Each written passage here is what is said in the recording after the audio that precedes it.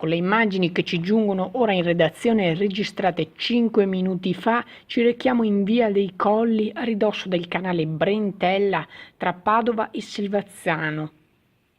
Vediamo che le strade principali continuano ad essere sgombre come questo pomeriggio, quando il rialzo termico aveva favorito lo scioglimento della neve nella carreggiata.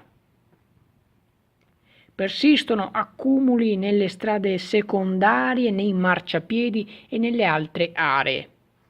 Al momento la temperatura è di -1 grado, le precipitazioni sono assenti. Tuttavia ora il pericolo è il ghiaccio che potrebbe formarsi nelle carreggiate. Sono a lavoro sia a Padova che in gran parte dei comuni della provincia gli spargisale.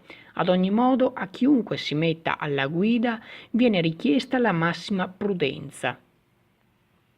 Nuovi fenomeni nevosi o di neve mista a pioggia sono previsti nella mattinata, mentre nel pomeriggio di venerdì dovrebbe piovere, ripulendo le strade e chiudendo il capitolo Burian definitivamente. Sfisciamer Channel News Night, Padova.